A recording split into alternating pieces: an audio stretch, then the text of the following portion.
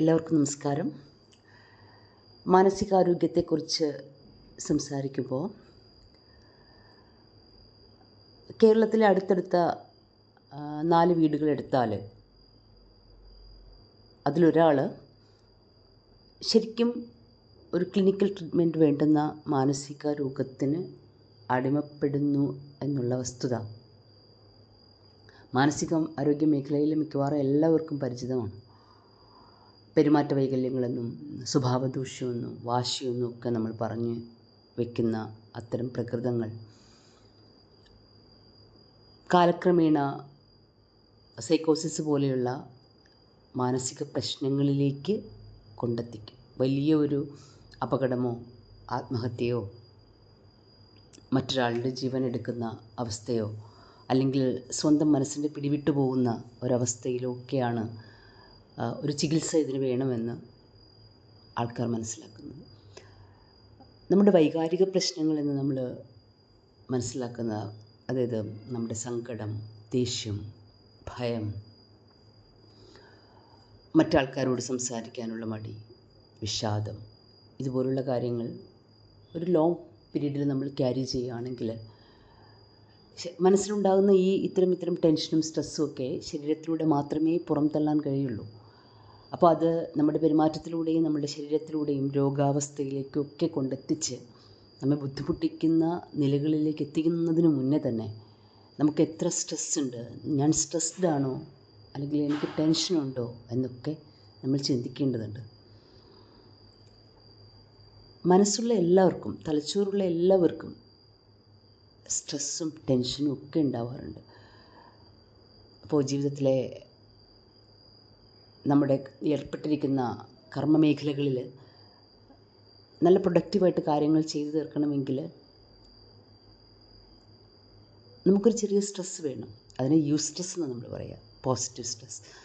ചില സമയത്ത് നമുക്ക് നേരത്തെ എവിടെയെങ്കിലും എത്തണമെങ്കിൽ അത്തരം സ്ട്രെസ്സിൻ്റെ ആവശ്യമുണ്ട്. യൂസ്ട്രെസ്, ഇന്നയാൾ നമ്മളെ വെയിറ്റ് ചെയ്യും, ആരെയും വെയിറ്റ് ചെയ്യിപ്പിക്കാൻ പാടില്ല, നമുക്കവിടെ നേരത്തെ എത്തണം എന്നുള്ളതിനൊരു ചെറിയ സ്ട്രെസ് നമ്മൾ എടുക്കണം. എക്സാം വന്നു കഴിഞ്ഞാൽ ആ എക്സാമിന് നന്നായിട്ട് പഠിക്കണമെങ്കിൽ ആ ഒരു പോസിറ്റീവ് സ്ട്രെസ് നമുക്കുണ്ടാവണം. അതിനപ്പുറത്തേക്ക് നമ്മുടെ കർമ്മമേഖലകളെ ബാധിക്കത്തക്ക വണ്ണം സ്ട്രെസ്സ് നമ്മെ അഫക്റ്റ് ചെയ്യുന്നുണ്ടെങ്കിൽ, അതായത് സ്ട്രെസ്സ് വരുമ്പോൾ കൂടുതൽ നേരം ഉറങ്ങണമെന്ന് തോന്നുന്നു, അല്ലെങ്കിൽ ഉറങ്ങാതിരിക്കാൻ ശ്രമിക്കുന്നു, സ്ട്രെസ്സ് വരുമ്പോൾ കൂടുതൽ ഭക്ഷണം കഴിക്കുന്നു അല്ലെങ്കിൽ തീരെ ഭക്ഷണം കഴിക്കണില്ല, നെഞ്ചിടിപ്പ് കൂടുന്നു, വിയർക്കുന്നു, അത്തരം പ്രശ്നങ്ങളിലേക്ക് പോവുകയാണെങ്കിൽ തീർച്ചയായിട്ടും ആ സ്ട്രെസ്സ് എന്നെ ബാധിച്ചിട്ടുണ്ട്, ആ സ്ട്രെസ്സ് പരിഹരിക്കണമെന്നുള്ള ബോധമുണ്ടാവുകയാണ്. ഇടയ്ക്ക് ഒരു സ്കൂളിൽ രക്ഷിതാക്കൾക്ക് വേണ്ടിയിട്ട് ക്ലാസ് എടുക്കാൻ പോയപ്പോൾ നമ്മുടെ തലച്ചോറിനെക്കുറിച്ചും മനസ്സിനെക്കുറിച്ചും ഒക്കെ സംസാരിച്ചപ്പോൾ സ്ത്രീകൾ അനുഭവിക്കുന്ന വിഷാദത്തെക്കുറിച്ചും അല്ലെങ്കിൽ സ്ത്രീകൾ മാത്രം പണിയെടുക്കുന്ന അടുക്കളകളെക്കുറിച്ചും ഒക്കെ സംസാരിച്ചപ്പോൾ ഒരുപാട് അമ്മമാർ അതിനുശേഷം എന്നെ വിളിച്ചിട്ടുണ്ടായിരുന്നു അവരുടെ സങ്കടങ്ങൾ പറയാൻ വേണ്ടിയിട്ട്. ഇമോഷണൽ ഇഷ്യൂസ് അഡ്രസ്സ് ചെയ്യേണ്ട ഒരു കാര്യമാണെന്ന് പോലും മനസ്സിലാക്കാത്തവർ നമുക്കിടയിലുണ്ട്. അതായത് ശരീരത്തെ ബാധിക്കുന്ന ഒരുപാട് കാര്യങ്ങളുണ്ടാകുമ്പോൾ മൈഗ്രെയിൻ, ഗ്യാസ് ട്രബിൾ, തൈറോയിഡ്, ഇതുപോലെ സ്ട്രെസ് റിലേറ്റഡ് ആയിട്ടുള്ള കുറേ അസുഖങ്ങൾ നമുക്ക് വരുമ്പോൾ അതൊക്കെയും ഞാൻ കീപ്പ് ചെയ്യുന്ന സങ്കടങ്ങളുടെയും സ്ട്രെസ്സിൻ്റെയും ടെൻഷൻ്റെയും ഒക്കെ റിഫ്ലക്ഷനാണെന്ന് അറിയാതെ മരുന്ന് കഴിച്ചിട്ടും മാറാതെ ഇതെല്ലാം കൊണ്ട് നടക്കുന്ന ഒരുപാട് മനുഷ്യരുണ്ട്. 35 വയസ്സ് കഴിഞ്ഞാൽ സ്ത്രീകൾക്ക് പലർക്കും ഗർഭപാത്രമില്ല. ഫൈബ്രോയിഡ് കൊണ്ടും ട്യൂമർ കൊണ്ടും ഒക്കെ ശരീരത്തെ ഇങ്ങനെ ഒരു പീഡനാവസ്ഥയിൽ, അതിനു മുന്നേ എത്രയോ മുന്നേ അതിൻ്റെ ലക്ഷണങ്ങൾ കാണിച്ചു തുടങ്ങിയിട്ടുണ്ടാവും. സ്ട്രെസ്സിൻ്റെ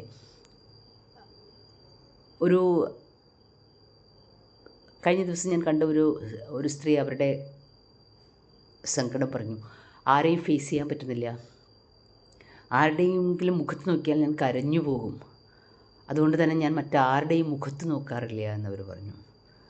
ശരീരമാകെ ഒരു വിറയൽ ബാധിച്ചിരിക്കുന്നു, ചെയ്യേണ്ട ജോലികൾ ചെയ്തു തീർക്കാൻ പറ്റുന്നില്ല, മടുപ്പോടുകൂടി ഉണർന്നെണീക്കുകയും അതിയായ ക്ഷീണത്തോടു കൂടി ഉറക്കത്തിലേക്ക് പോവുകയും ചെയ്യുന്നു. ഇടയ്ക്കിടയ്ക്ക് ഉണർന്നുകൊണ്ട് ഉറക്കത്തിൽ വല്ലാത്ത ദുസ്വപ്നങ്ങൾ കണ്ടുകൊണ്ട് ഉണർന്നെണീക്കുന്നു. ദേഹമാസകലം ചുട്ടെടുക്കുന്ന പോലെ ചൂടാവുന്നു. 35 വയസ്സ് കഴിയുമ്പോൾ സ്ത്രീകൾക്കൊരു ഹോർമോൺ ചേഞ്ച് ഉണ്ടാകുമെന്നും അതിന് അനുസരിച്ചിട്ട് അവർക്ക് ഇമോഷണൽ ഇഷ്യൂസ് ഉണ്ടാകുമെന്നൊക്കെ നമുക്കറിയാം. അത്തരം സന്ദർഭങ്ങളിൽ നമ്മളുടെ ഇമോഷൻസ് എൻ്റെ നിയന്ത്രണത്തിലല്ല. എനിക്കറിയാതെ കരച്ചിൽ വരുന്നു, എനിക്കറിയാതെ ദേഷ്യം വരുന്നു, എനിക്ക് ഒരു കാരണമായിട്ട് ഞാൻ ആൾക്കാരോട് കയർത്ത് സംസാരിക്കുന്നു, അകമേ ഒട്ടും കൂളായിരിക്കാൻ കഴിയുന്നില്ല, ഒട്ടും കാമായിട്ടുള്ള അവസ്ഥയില്ല. അങ്ങനെയാണെങ്കിൽ ഒരു സഹായം എടുക്കേണ്ടതുണ്ട് എന്ന് മനസ്സിലാക്കണം. ഒരു സഹായം എടുക്കുക എന്ന് പറയുന്നത് ഒരാളുടെ വീക്ക്നെസ് അല്ല, ദുർബലതയല്ല. ടെൻഷന് വേണ്ടി ഒരാളുടെ അടുത്ത് പോയാൽ ഒരാൾ മനോരോഗിയായി ചിത്രീകരിക്കപ്പെടില്ല.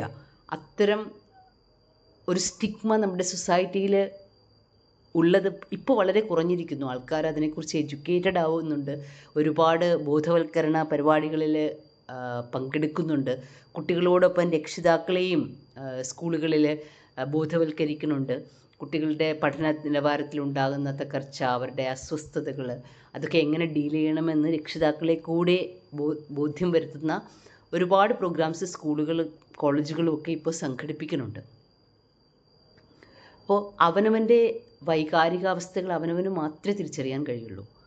അതിൽ നമുക്ക് ഹാൻഡിൽ ചെയ്യാൻ പറ്റാത്ത കാര്യങ്ങളുണ്ടെങ്കിൽ ഒരു എക്സ്പേർട്ടിൻ്റെ സഹായം എടുക്കണം എന്നുള്ള വസ്തുത മനസ്സിലാക്കുകയാണ് പ്രധാനം. അല്ലാതെ ഉള്ളിലെ വിഷാദത്തെയും ഉള്ളിലെ ദേഷ്യത്തെയും റിവെഞ്ചിനെയും ഭയത്തെയും ഒക്കെ തീരെ അഫോർഡ് ചെയ്യാൻ പറ്റാത്ത സമയത്ത് മാത്രം ഒരാളിനെ കാണണം എന്നുള്ളത് വിട്ടിട്ട് എനിക്ക് ഹാൻഡിൽ ചെയ്യാൻ പറ്റാത്തൊരു കാര്യം എനിക്കുണ്ടാകുമ്പോൾ, എനിക്ക് മനസ്സിലാക്കാൻ പറ്റാത്ത ഇമോഷണൽ മൂഡ് സ്വിങ്സ് എനിക്കുണ്ടാകുമ്പോൾ, അത് ഞാൻ ഒരാളോട് സംസാരിച്ച് അല്ലെങ്കിൽ ഒരു കൗൺസിലിങ്ങിന് വിധേയമായിട്ട് അല്ലെങ്കിൽ ഒരു സൈക്കോതെറാപ്യൂട്ടിക് സെഷന് വിധേയമായിട്ട്, അതിനപ്പുറം എനിക്ക് വളരെ ആത്മഹത്യാ ചിന്തകളുണ്ട് അല്ലെങ്കിൽ മനസ്സ് നിയന്ത്രണത്തിലല്ലാതെ പോകുന്ന സന്ദർഭങ്ങളിൽ ഒരു സൈക്യാട്രിസ്റ്റിനെ കണ്ട് മെഡിസിൻ കഴിച്ചുകൊണ്ട് അതിനെ ക്യൂർ ആക്കണം എന്നുള്ള അവബോധത്തിലേക്ക് നമ്മൾ ഉണരേണ്ടതുണ്ട്. ശരിയായ സമയത്ത് നമ്മളത് അഡ്രസ്സ് ചെയ്യപ്പെടുകയാണെങ്കിൽ ജീവിതത്തിൽ നമ്മൾ ഇടപെടുന്ന എല്ലാ ഇടങ്ങളിലും കുറച്ചുകൂടി പ്രൊഡക്റ്റീവായിട്ട് മുന്നേറാൻ നമുക്ക് സാധിക്കും. അല്ലെങ്കിൽ ഇടയ്ക്കിടയ്ക്ക് വീണു പോകുന്ന അവസ്ഥ, ഒരിടത്തും എത്താൻ പറ്റാതെ പോകുന്ന ഒരവസ്ഥ നമുക്കുണ്ടാകും. എപ്പോഴും മറ്റൊരാളെ ഡിപ്പെൻഡ് ചെയ്തും മറ്റൊന്നിനെ ആശ്രയിച്ചും ആവശ്യമില്ലാത്ത കാര്യങ്ങളെ ഭയന്നും ആത്മവിശ്വാസമില്ലായ്മയിലും ഒക്കെ നമ്മൾ എന്തിനാണ് നമ്മുടെ ജീവിതത്തെ തളച്ചിടുന്നത്? ഡയഗ്നോസ് ചെയ്യുകയാണ് പ്രധാനം. അതിന് നമുക്ക് നമ്മളെ അറിയുന്ന പോലെ ഈ ലോകത്ത് ആർക്കും നമ്മളെ അറിയില്ല. ഒരുപാട് കേസുകൾ കാണുന്നത് കൊണ്ടാണ് ഇങ്ങനെ ഒരു സന്ദേശം തരണം എന്ന് ഞാൻ ആഗ്രഹിക്കുന്നത്. എല്ലാവരും തീരെ കൊണ്ടുപോകാൻ പറ്റാത്ത തളരുന്ന അവസ്ഥയിൽ ശരീരത്തിനെയും മനസ്സിനെയും ഒരുപോലെ തളർച്ച ബാധിച്ച് അവനവൻ്റെ ഐഡൻറ്റിറ്റി നഷ്ടപ്പെട്ട് മറ്റൊരാളായി മാറാൻ പോകുന്നു എന്ന് തോന്നുന്ന അവസ്ഥയിലാണ് ഒരു ഹെൽപ്പ് എടുക്കാനായിട്ട് ധൈര്യം കാണിക്കുന്നത്. അങ്ങനെയല്ല, വല്ലാതെ കലങ്ങുമ്പോൾ, സ്വയം മുന്നോട്ട് കൊണ്ടുപോകാൻ പറ്റാതെ വരുന്നു എന്ന് തോന്നുമ്പോൾ ഒരു ഹെൽപ്പ് എടുക്കുക എന്ന് പറയുന്നത് നമ്മളുടെ മനസ്സിൻ്റെ കരുത്താണ്, നമ്മുടെ തീരുമാനങ്ങളുടെ കരുത്താണ് എന്ന് തിരിച്ചറിയണം. കുട്ടികളുടെ കാര്യത്തിലും അങ്ങനെ തന്നെ അഡ്രസ്സ് ചെയ്യപ്പെടേണ്ടുന്ന കാര്യങ്ങൾ സമയാസമയങ്ങളിൽ തന്നെ അഡ്രസ്സ് ചെയ്തുകൊണ്ട് അവരുടെ ആ ക്ലറ്റേഴ്സ് നീക്കി മുന്നോട്ട് കൊണ്ടുപോകാനായിട്ട് നാം അവരെ സഹായിക്കണം. അതിന് നമുക്കത് ഐഡൻറ്റിഫൈ ചെയ്യാനായിട്ട് പറ്റണം. എവിടെയാണ് നമ്മൾ ഇടപെടേണ്ടത്, എവിടെയാണ് നമ്മൾ വിഡ്രോ ചെയ്യേണ്ടതെന്ന്. വളരെ കഷ്ടതകളുടെ ഒരു ജീവിതത്തിൽ ലൈഫ് എന്ന് പറയുന്നത് it is full of sufferings. അതിൽ ജീവിതത്തിൻ്റെ ബ്യൂട്ടി എന്ന് പറയുന്നത് എല്ലാ പ്രശ്നങ്ങൾക്കും ഒന്നിലധികം പരിഹാരങ്ങളുണ്ട് എന്നുള്ളതാണ്. നമ്മൾ തേടി ഇറങ്ങിക്കഴിഞ്ഞാൽ പരിഹാരമില്ലാത്ത കാര്യങ്ങളില്ല.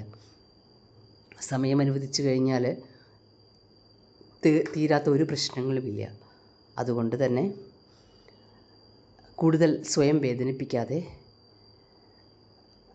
നമുക്കുണ്ടാകുന്ന മാറ്റങ്ങളെ ശ്രദ്ധിച്ചുകൊണ്ട് അതിന് അനുസരിച്ചിട്ടുള്ള ചികിത്സാ രീതികൾ, അതിനനുസരിച്ചിട്ടുള്ള സഹായം സ്വീകരിക്കാൻ നമ്മളൊരിക്കലും മടിക്കരുത്. ഈ ജീവിതം അത്രമേൽ വിലപ്പെട്ടതാണ് നമുക്ക്. Thank you.